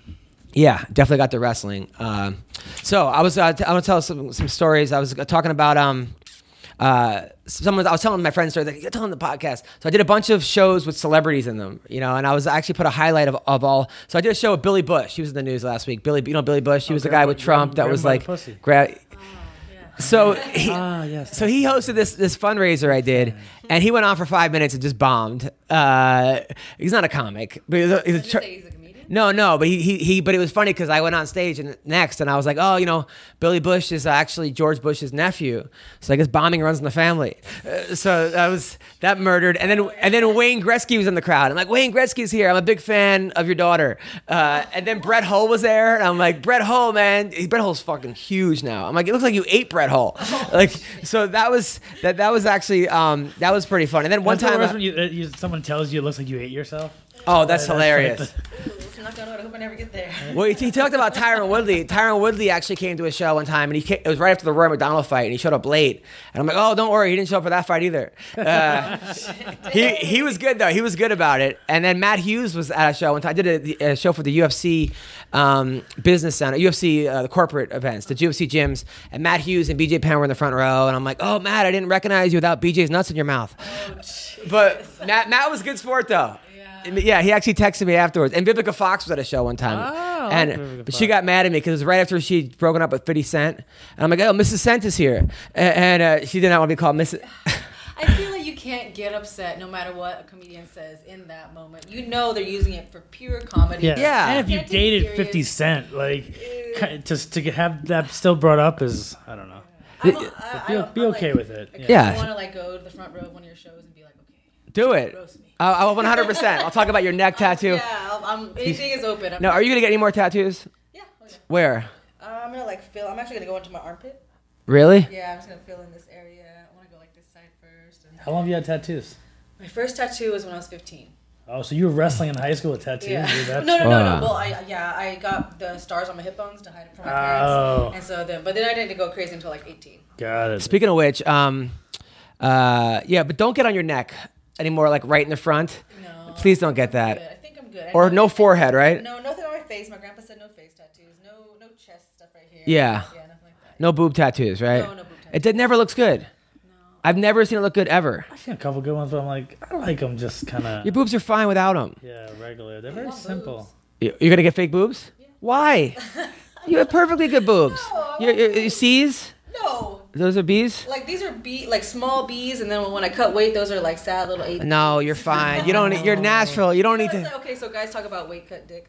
There's weight cut boobs. Yes. You know, so There's weight cut dick. there is weight cut dick, and there's weight cut boobs. And Yeah. it's not fun. I have weight cut boobs and weight cut dick. just walking around. Are you cutting weight? No, I'm very well hydrated. But you don't need fake boobs. You're fine. Your boobs are great the way they You are. gotta do that after the career, though, right? You gotta wait, or Yeah, no, girls get them all the time. Look at Kat Zingano, look at Misha Tate. You know, the list goes on. Beck Rawlings, like you know. now I know 3 girls that have boobs. Oh, you knew that. I didn't know that. Really? No. And there's more. As you a know? guy, I Girls just in New assume York they're all real. Her name like Peaches or something, or Gonzalez. Pearl Gonzalez. Yeah. You know what I mean? Like it's very common. Okay. All right. Does it add weight though? I'm sure, but you know, it's not that big of a deal. There's like this new substance called gummy bear where you can cut into it. So let's say you get like front kick to the boob, it's not gonna like poison you. But wait till you're like a half pound over and you're doing that last half pound. You're gonna look at your tits like fucking cursing at them, like, "God, why did I get you?" I'll have cleavage and I'll be like, you are so hot. Oh, you don't need to do that. You are so You are hot. so sexy. I don't know. I mean, I'm not like That's your motivation to make the weight. Just like you're so good. I don't mind. I don't You mind look fake so boobs. good at the weigh, and just make sure you make weight so you're happy. So you're happy hot. That's true. Yeah. That's true. I- well said. That's yeah. There you go. So what was I talking about? Oh yeah. So I gotta do the show next week for Scott Baio. He's having a fundraiser, Charles right? in charge? Yeah. He's having a fundraiser, and he's like, but it's like for his daughter. He thought his daughter was sick when she was born. She had this disease. It turns out she was false positive, but they still have all these thing for kids who actually have that disease. Like, which is really nice. But it's the funniest thing. They always have me perform, and I bomb every year. And like, it's all kids. I got to be like G-rated. One year it went so bad they had a raffle, an auction afterwards, right? And they were auctioning off all this stuff, and it went so bad that the guy was like, "If nobody bids on this next painting, I'm bringing back the comedian." And then people started bidding. No, they didn't. That's good. That's how bad it went. But it was funny. But one of them was like, Scott Baio was so funny. It was like a round of golf with Scott Baio. That's what you won. And he hates people. So he was like, okay, $3,000 for a round of golf. And then all of a sudden he started bidding against himself. So he didn't have to play with anybody. So it was like, and then everyone. He sees who's bidding is like, me. Yeah, and then it kept getting higher because everybody wanted to, because he didn't want to play with anybody. So it kept going up. So that was, yes, I got to do that. And then another show I did at one time with Pete Rose. So this guy Fraser Smith, who I did this radio show last night, he was talking, and he has like a Pete Rose joke, a Pete Rose gambling joke, and there was like 8 people in the crowd. Afterwards, he goes back, we're out in the lobby, and this huge tall guy goes, "Hey, just so you know, I didn't like your Pete Rose jokes." And he's like, "Well," Fraser's like a 60-year-old man, and he's like, "Whoa." He goes, "That's my dad." And it was Tyler Rose. And he goes, like, his kid was in the audience. Out of the 8 people, who the fuck has a Pete Rose joke still? And how is that going to happen, right? Like barely relevant. Oh, he apologized. I'm sorry, blah, blah. So he goes, then I go on next. And I'm like, so Pete Rose was blowing me. And then and the guy got up like, come on, man. Like, So Pete Rose was blowing me. yeah. But yeah, it was crazy. And then Nunez was actually at a show one time, Amanda Nunez, and I said that her being a lesbian, they're the best fighters because they make a tightest fist. And she was actually super cool about it. I asked her if she wears the belt during sex. What'd she say? She said yes, but I don't think she's speaking. I don't know if she knows what I was talking about. Yeah, but yeah, she didn't. Saying yes. Are you? Yeah, but then I asked Raquel and Tisha who gets top during sex during my show, and Raquel said she does. So that's actually. Who gets the girl who wears the well they're scissoring, but I guess if one's wearing which I'm not sure they even do that. I don't know. Yeah, I've asked lesbians about that, and they never tell me what goes on in the bedroom. I've watched. I don't know. Have you ever been a lesbian or bisexual or? I'd tell you. I'd tell you if I knew what. No. Do a lot of girls hit on you? They think that you're. Yeah, it's weird, and I'm naive in a lot of senses because sometimes I'll be a little like insecure or like self-conscious, and I'm like, okay, you're being nice to me, you're a girl, we're friends, and then all of a sudden I'm like, oh, you want to be more than friends? Wow. I'm like, this is my new best friend, and then like I've been like kissed by a girl out of nowhere, and Whoa. And then what did you do? I mean, like I was just like, oh, yeah, I like burritos, not tacos. I'm sorry. You said I like burritos, not tacos. You gotta make it like funny and like you can't just like break their heart. Was the girl Mexican? I'm not Mexican, so maybe that's You're half Mexican? Ah, who's Mexican? Your mom or dad? Dad. Ah. Are you guys close to your dad? I don't know. You don't know him? Oh, man. Like, you never met him? I think I met him one time when I was young, and then he went to jail. What do you go to jail for? Yeah. You have no idea. Okay, wow. Murder? No, not murder. Radio show. Live. Oh, okay. So you met him once. Yeah. How old were you? I think I was in sixth grade. Guy. Was that weird? Yeah, I mean, I was like I'm pretty easygoing. Like I was like I remember my mom was like, oh, your dad, he's like this guy and whatever, and I was like, I thought like honestly that I was like adopted because I didn't look like the rest of my family, like dark hair, dark eyes. And my other family has blue eyes and light hair, looks like you basically. Right. And you know, I know tan now, but still tan back then. And so I was like, sure, I met him, and he's like this big like Mexican dude, and I was like, Tattoos? I don't remember. It was so long ago. And then was he like, hey, sorry, I was never around? No, actually, he was Lo siento? he's kind of a dick. He was like, Lo siento. yeah. No, I never saw him again after that. Really? He was kind of a dick to you? No, he was a dick. He was like, he was like, yeah, that's not my kid. Oh, really? And we're like, oh, okay. Wow. Damn. This is where the anger comes. No, Yeah, this is where the... I'm not an angry person. No, but like I remember when I wrestled in high school, my wrestling coach was like, "Hey, your mom," and I'm like, "Oh, my I didn't know my mom. My mom left when I was 3, went to Canada, never saw her since."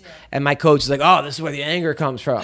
So now I'm saying it to you. Okay, So sure. Well, I didn't know about that until like forever ago, and then I just kind of like forgot about it. Like, no big now, did your mom get remarried? Damn, we're getting deep. I didn't talk to my mom forever. Your mom? Yeah. Either. No. So who raised you? Mainly my grandpa. Your grandpa. Yeah. Was it your Mexican dad's father or My your mom's father? stepdad's mom's second husband. What? That's not even your grandfather. That's just some dude. Not blood, but I believe like your family is who raised you. No, I know I know. So he's grandpa, but I mean like That's pretty cool of him. Yeah. Oh fuck yeah. Like so. Remember I think I told you about this tattoos, like my grandpa, like yeah. So how old was he when he raised you? I mean, my grandma was around too, and like the parents were like just kind of like. So your stepmom's parents raised you. Stepmom's parents raised you. No, my stepdad's mom's second husband. Oh, wow. Did like everyone? All along. Yeah, Did like, did it's it? like, Stepmom's. Jeez, dads. so simple. Oh yeah, so simple. Did everyone draw straws? Like who has to raise Ashlee? And then it was like. They're like, fuck, it's a problem child. That's so they were all white, Caucasian. So and then you felt like you didn't fit in because. No, I didn't. I mean, I never felt like I didn't fit in. I just didn't even realize it was a thing. Wow. Yeah, But they took care. You took you to wrestling matches and. I started wrestling when I was in high school, and I just joined myself. I just went after school. And What now? Did you have any athletic ability? no, fuck no. I was like this chunky little kid who had hot dogs and pizza for lunch. What made you join the wrestling team? A friend of mine, my brother's best friends. I have a brother. He's like 1 year younger than me. We'd always be like wrestling around. I'd be like this tomboy or whatever. And I remember he went to military camp, came back, and went like shot a double leg on me, like pinned me, and I was like, what the fuck? What happened? You know? And he's like, oh, don't worry about it. I learned how to wrestle, but girls can't wrestle. Ah, And then like, don't tell someone like me that I can't do something. no, not at all. And I want to do it 10 times. You want to do it? Yeah. So I was like, fuck you. I'm gonna join the wrestling team, and I did. Now, did you a note from your parent? Because that must have been tough. You had to go find your, like, well, who's this guy? Well, funny story. He's my stepmom's husband's father's sister. You don't need to know. You just wrestle. Yeah. That's cool. Good for you. I like that. Nice tie-in. No, absolutely. Are you surprised that a fighter has a fucked up family? No, I'm a comedian. So comedians, fighters, I feel like we're all kind of come from the same cloth in some ways of just people that just need to express themselves in a way. And you do it through fighting and through eating weird food. And I do it through comedy and Andrew does it through eating. So no, Andrew's a fighter as well. Now, Andrew, your girlfriend for 2 years just moved out last week moved to Minnesota. I was in Minnesota last week. Are you okay with that? It sucks. Have you guys had FaceTime sex yet or no? No, I think we're gonna do that this week. Oh, that's good. Okay. That's what you gotta make sure they have don't have the angle. You gotta have because it looks like her bed just got delivered yesterday, so then she'll get the right angle, and then we'll have a little FaceTime sex. It'll be nice. super great. Now, when are you gonna see her again?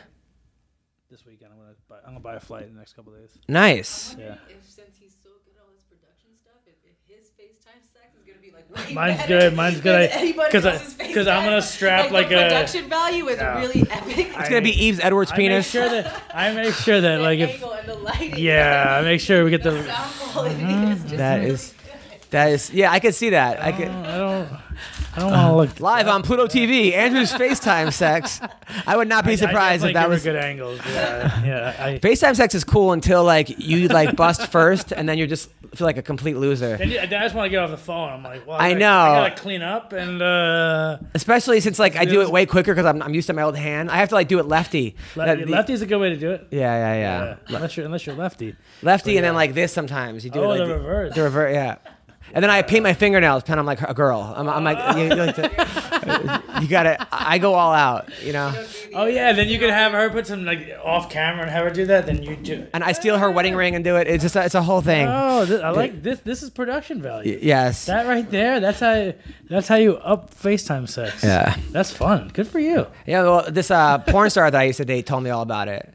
I used to date a porn star. That was a mistake. You don't really date a porn star. You just hang out with her in between films. But she told me, she told me a funny story. This girl, she said, I don't care how many bitches you bang. I just want to be your number one bitch. That's what she told me. What does that mean exactly? I don't know, but I was like, I want to be your number one dude today. But some girls are cool with like being in an open relationship. I'm not. You? An open relationship, meaning you can bang whoever you Yeah. want, I can bang whoever I want. I'm okay with me banging whoever I want, but not you. But not banging me? Oh, yeah, well, Not like that. oh, Word just that. don't bang Adam. No, I'm way too alpha female to allow my significant other to bang whoever he wants. But you can bang whoever you want? I mean, like in a perfect world, I guess. That's horrible. That's not a thing. Like, No, no it's guy's not. gonna But be I like, would- all right, sure. Yeah. I'll be your number one. and Right, I'd be more right. down for that than an open relationship. Yeah.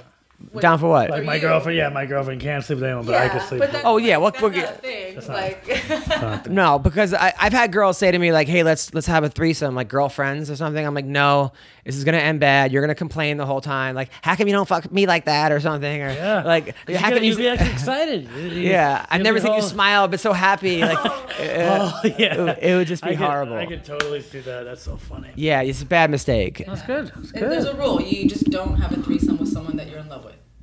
How many threesomes have you had? A lot. I didn't say anything. Now, have any been with Carla? No. That's way too weird. That's like your sister, your brother. Now, I heard in college you told Carla how to dress like a female, or vice versa. Yeah. So she taught you how to wear a dress Basically, yeah. and like to douche and stuff. She taught you all about. Oh my god, no. The thing is, Carla came from LA. I came from Boondock Town, and we were like the opposite. It was like fucking twins, you know what I mean? Like Danny DeVito and Arnold Schwarzenegger. Who was Arnold? You? Me, yeah, Okay. of All right. And she's Danny DeVito. Of man. course, yeah. Throw it, yeah. And she was dressing like a hoochie mama, and I was dressing like a tomboy, and she was very, very like sassy, and I was quiet and introvert, and we kind of got together as friends, so not anything else, and we brought the best out of each other. You know, she helped me be a little more confident, be a little more girly. I told her she needed to take the Latina down a little bit, just a little bit, you know. Yeah. Yeah, it just worked for both of us. Yeah. That's good. I like Carla a lot. I like your whole crew. There's no one that you hang out with I don't like. I like Jessica Penny, even though we dated, it didn't go very well. It was documented on TV, right? Yeah. But I on did. TV? Yeah, because I had that show where I went out with my ex-girlfriends and find out what went wrong, and but she was never like my girlfriend. We just like went on like two dates. But she was a good. But she is. I like Jessica Penny, but she's a way better as a friend. I could never see because she's just a resting bitch face. Like I mean, like She'll punch you in your face. she makes Musashi look happy. That's how bad. She is just the most miserable person. I like her, but I mean, there's a cloud that follows her everywhere. I mean, it's like Jesus. And so I told you, I went in for the kiss, and then her dog jumped on my back. Her dog is like 700 pounds, and he pinned me. It was horrible. It was a horrible experience. But I like Jessica. Anyway, so then who else you hang out? You hang out with Shani Rush, Yeah. and then who else do you hang out with? A fighter girl wife? Yeah. Chrissy Lopez. She fights for Oh Bellator. yeah, I like her. She's cool. Yeah, she's awesome. She broke her hand her last fight, so she's healing. She lives out here in LA. She's hot. Yeah, She's big. She does acting and that kind of stuff. Yeah, she's a hottie. Yeah. Fighter girl wise, I mean, I don't have a lot of girl teammates or anything like that. Not a lot of girl fighters. Yeah. I like it. Well, all right. Well, that's the end of our podcast. Andrew, what do you have coming up? I have no fight party this weekend, but the following weekend we'll do another fight party live on Pluto TV. We'll be at Eves Edwards' house again, trying to get Boss Rutan and Stephen Quadros in. Nice. We're gonna have a chef. Now, cook people food keep asking me, and stuff. how do I get Pluto TV? Tell us. Just Google the word Pluto TV. No. It's available on your Android, on your iPhone. It's available Android, iPhone, Apple TV, iPad, Amazon Fire, Roku. We're getting built into a lot of the new Vizio TVs. So if you go to like Costco, all the Vizio TVs have Pluto TV built into them now. Coming to some Roku. And it's free. It's free, guys. So all you guys who are cutting your cable and shit, like, it's free.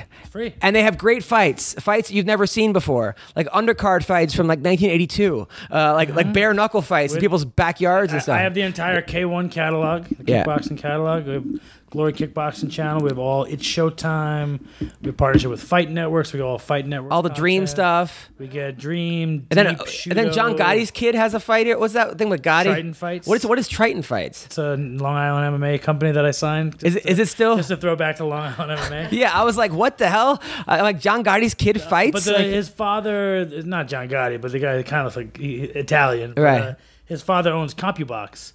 So through CompuBox, we get all the statistics for Pluto and stuff. So yeah, we're pretty good. You're a hustler, man. I don't stop. You don't stop. You don't sleep. I don't. Yeah. Sleep. So, all right, so you got that coming up. And Ashlee, what do we have coming up with you?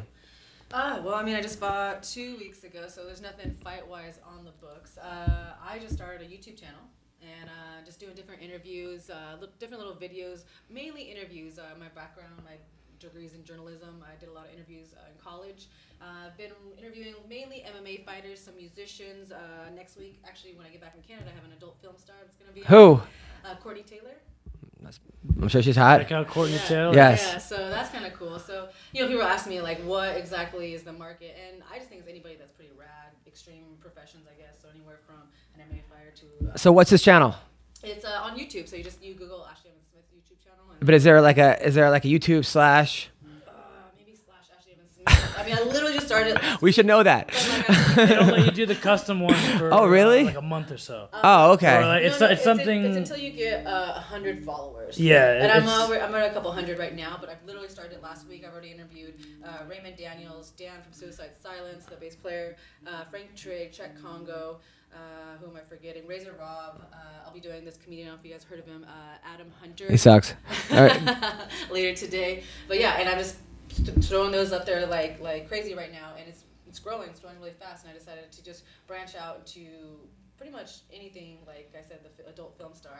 I didn't know if I wanted to. It's like, all right, is this a YouTube? Just be channel? careful. Just be careful. STDs. No, just be careful. Oh. Like, no, nothing wrong with all film stars, but just keep it classy. Yeah, it's a certain audience that you're obviously gonna bring in, and then maybe a certain audience that you're gonna push away. But at the same time, it's like this is my channel. This is people that I think are interesting. Like this is real life. Like I'm not gonna censor it. No, you're right. It's not. I'm not showing porn. Of course. But I'm gonna be interviewing someone. I think that, like you said, as long as you keep it classy, it'll be okay. Got it. Okay. This week I will be at the where am I this week? I'm fucking this Wednesday night I'm at the Hollywood Improv. This Wednesday night at 10 o'clock I'm on a show with Steve-O. So if you're a Steve-O fan from Jackass, I will be performing with Steve-O. Not with him, but on the same show as Steve-O. Tuesday night I'm at the Comedy Store. This Friday and Saturday I am at the Blue Room in Springfield, Missouri. Get your tickets now. I got Friday and Saturday there. And then next Wednesday I'm in Lake Havasu.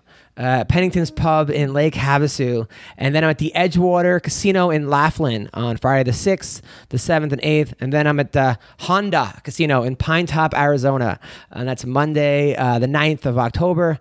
Then I am in Brentwood, California, but Brentwood, Northern California, at Caps Oak Street Club on the October 20th and 21st. And then I'm going to Maui at Threes Bars and Grill November 10th and 11th and 12th in Maui. Excited about that. My wife's excited about that too. Well, listen, Ashlee, it's such an honor to have you on the show. You're a role model. You're a sweetheart. You're gonna make a guy very happy.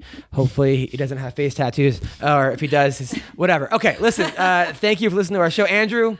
Thanks for having us on Pluto TV, man. You're a great friend, and you know your shit, man. You're good too. And anybody that loves fighting more than keep you. all the hating. I love the haters. Take care, guys, and have a great week.